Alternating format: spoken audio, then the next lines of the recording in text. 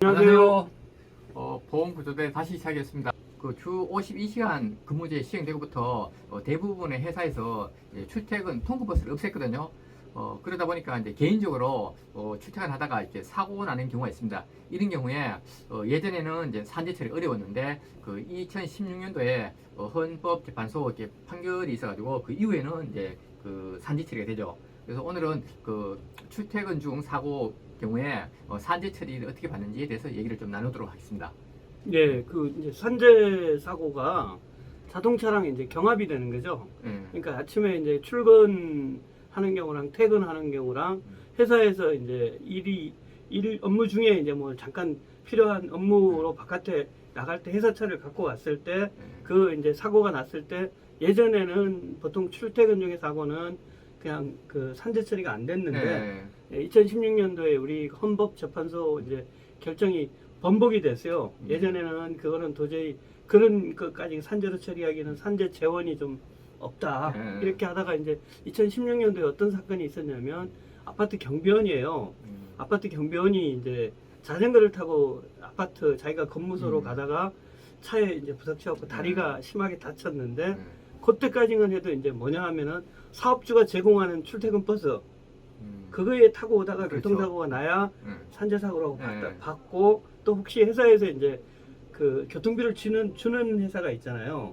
거기에서 타고 오는 경우에만 이제 인정을 했는데 그러면 나는 같은 회사에 사업주가 제공하지 뭐 노선이 다르든가 가까이 있을 때 사업주가 제공한 출퇴근 버스를 못 타니까 내가 자전거 타고 오다가 사고가 났는데 왜 산재가 아니냐? 그거 아니면 형평의 원칙 은한다 해가지고 아마 평등권에 위배된다고 이제 헌재에서 결정을 내려갔고 지금 아직 산재법은 아직 완전히 개정이 안 됐고 시행령에서 이제 그 사이에 출퇴근 중에 일어나는 사고 유형을 갖고 이제 시행령에 있는 걸로 알고 있습니다. 근데 조건이 있죠. 시점과 종점이 뭐 자택하고 회사에 해야지 또 통상적인 그 출퇴근 범위를 벗어나면 또 안 되는 거죠. 그렇죠. 그러니까 이제 뭐 만약에 내가 애 이제 육아를 해야 되기 때문에 오면서 이제 그 애들 유치원이나 유아원에다 데려다 주고 통상적으로 오는 범위 이런 거는 이제 저걸 하고 또 업무 중에 뭐 일상 그 꼭 필요한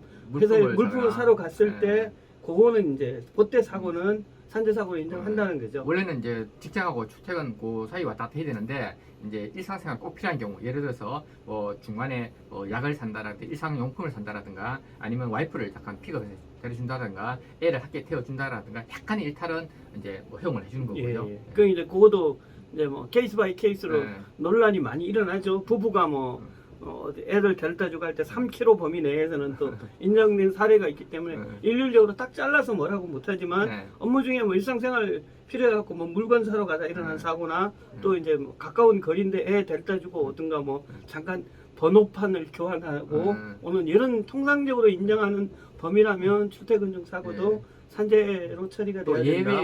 예외가 또 있습니다. 예를 들어서 이제 병원에 갔는데 병원 문 안에 들어가서 넘어져서 다쳤다라든가 학교에 갔는데 학교 안에서 또 넘어져서 다쳤다라든가 그다음에 약국에 갔는데 약국 안에서 미끄러졌다 이런 경우에는 또 산재가 안 되는 거죠. 그러니까 업무 중에 물건을 사러 갔는데 슈퍼에 들어갔단 말이에요. 슈퍼에 들어갔는데 여기서 슈퍼 가다가 일어난 사고는 산재 처리가 되는데 슈퍼 안에서 미끄러졌다든가 이런 거는 이제 그 또 슈퍼 범위에 들어가는 보험이 있으니까 산재가 안 된다는 거죠. 하여튼 뭐 저 출퇴근 중에 여러 가지 뭐 이렇게 사건 사고가 생길 수가 있고요.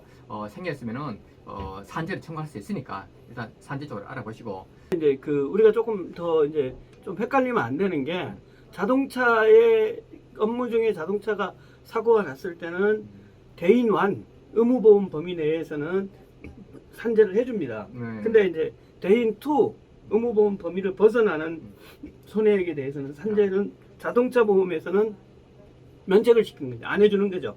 그러니까 이제 요 부분이 이제 그러면은 산재 처리를 하면은 자동차는 대인 1은 해주고 대인 2는 또 안 해주는 거거든요. 그러니까 산재 처리를 하냐 안 하냐에 따라서 자동차 보험과의 연관관계가 꽤 있어요. 네, 그 자동차 보험하고 경합됐을 때는 어떻게 할지는 다음 시간에 별도로 해야 될 것 같아요. 그거는 또 이렇게 얘기가 많아지니까. 아니 그러니까 이제 우리가 산재 처리를 한다는 것도 만약에 이제 회사 차나 이런 걸 회사에서 경비를 제공하는 차 갖고 가다가 산재가 되냐 안 되냐 할 때 또 자동차랑 또 연관이 있다는 거죠.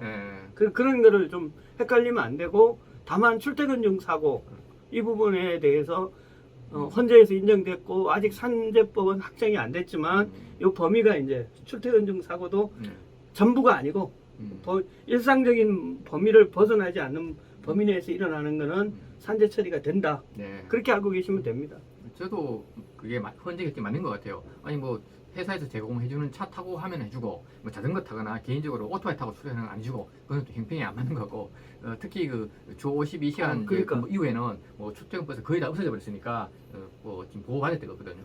맞습니다. 네. 그 부분이 뭐 어쨌든 평등권의 원칙에 네. 한다고 헌재에서 나왔으니까 네. 출퇴근 중 사고는 산재보험 처리된다고 이렇게 아시면 될 것 같고 다음 시간에는 그 자동차 사고하고 산재보험 간의 경합이 됐을 때 어떻게 처리해야 되는지 한번 살펴보도록 하겠습니다. 그러시죠. 네, 예. 감사합니다. 수고하셨습니다. 네.